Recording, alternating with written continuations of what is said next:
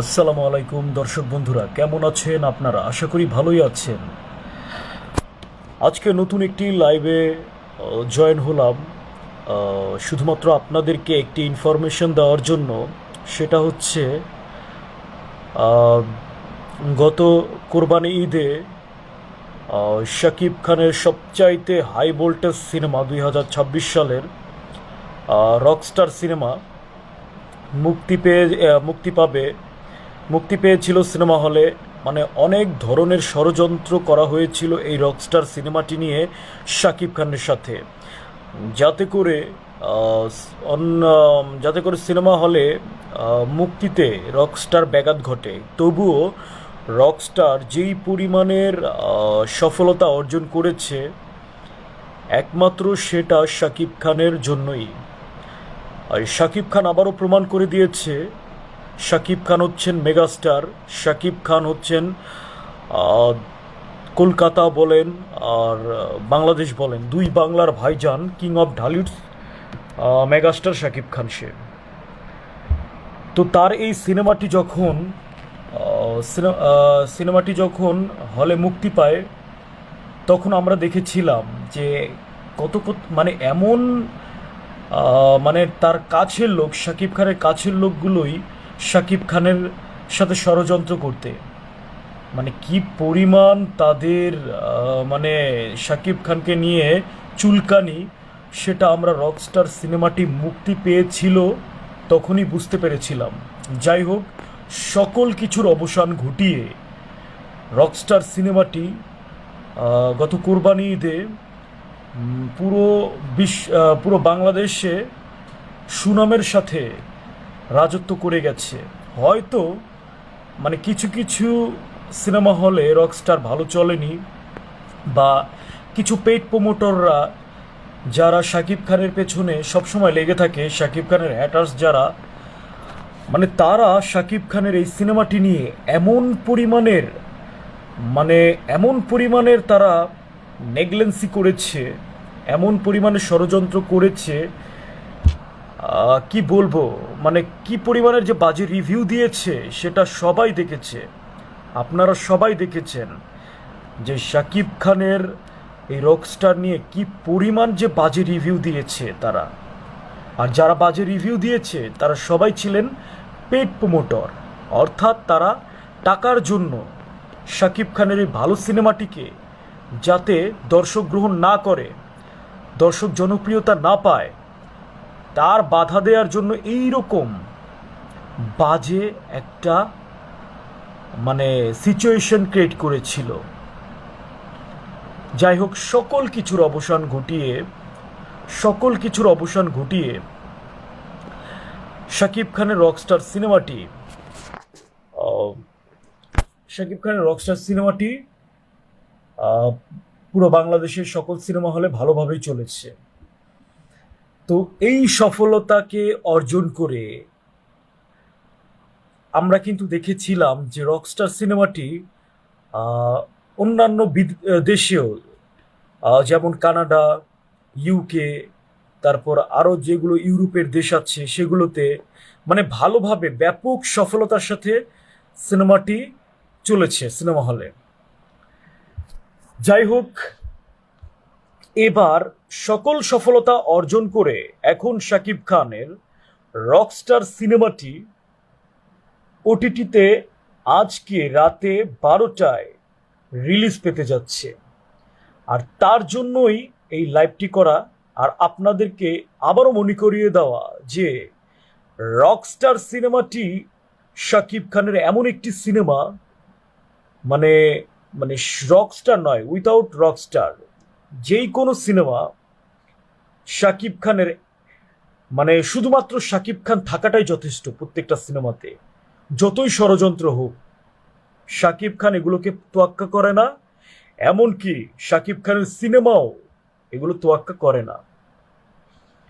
আর যেহেতু সকল সফলতা অর্জন করেছে, এইবার ওটিটিতে শাকিব খানের এই রকস্টার সিনেমাটিও ভালো সফলতা বয়ে আনবে, ভালো ব্যবসা করবে, মানে ভালো জনপ্রিয়তা অর্জন করবে।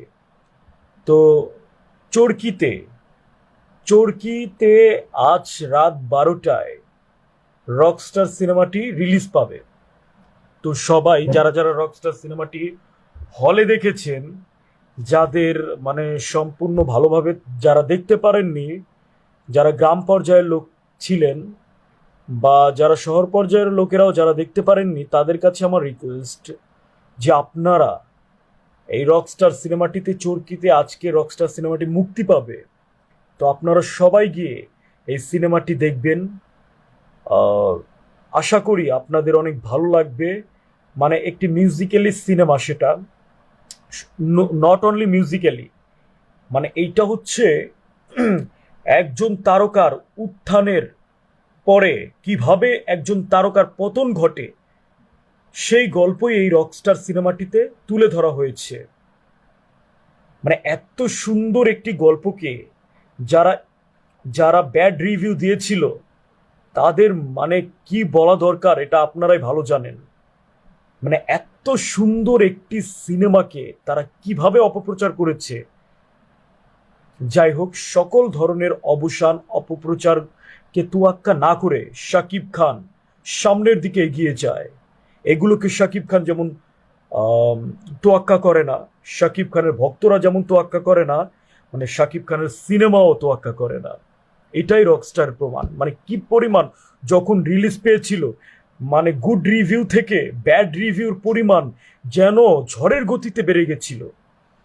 কিন্তু পরে আস্তে আস্তে সব মুখোশ খোলাসা হয়েছে যে এইটা শাকিব খানের সাথে ষড়যন্ত্র করে করা হয়েছিল। শাকিব খানের সিনেমাকে মানে যাতে না চলে সিনেমা হলে, তার জন্য করা হয়েছিল। এইরকম নোংরা রাজনীতি সিনেমার ক্ষেত্রে একমাত্র শাকিব খানের সাথেই হয়, কারণ শাকিব খান একাই রাজত্ব করে, তার ধারে কাছেও কেউ নাই। এই হিংসাতে মানে তারা শাকিব খানের সাথে ষড়যন্ত্র চালায়। যতগুলো সিনেমা মুক্তি পায় তখনই তারা ষড়যন্ত্র চালায়।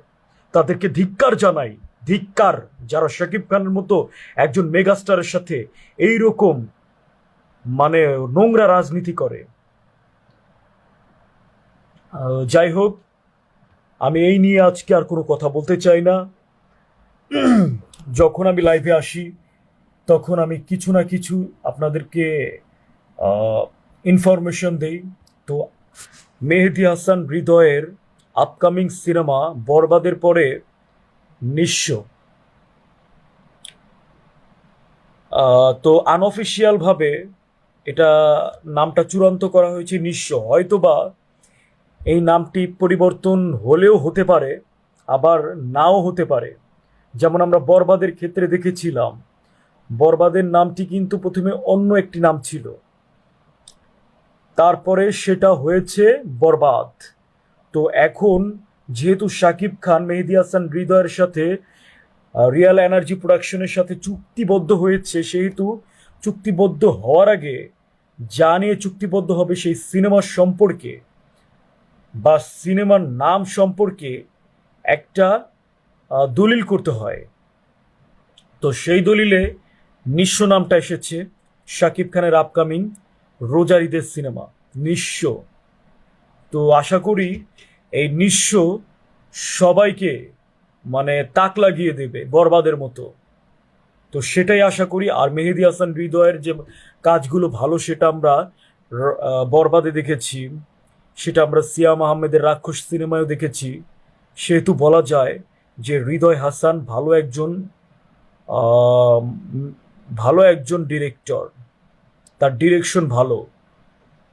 তো আশা করছি সবাই শাকিব খানকে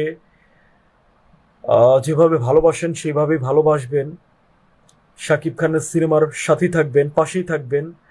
আর অবশ্যই আজকে সিনেমা হল কাঁপিয়ে রকস্টার যেহেতু আসছে চরকিতে, সবাই চরকিতে গিয়ে শাকিব খানের রকস্টার সিনেমাটি দেখবেন।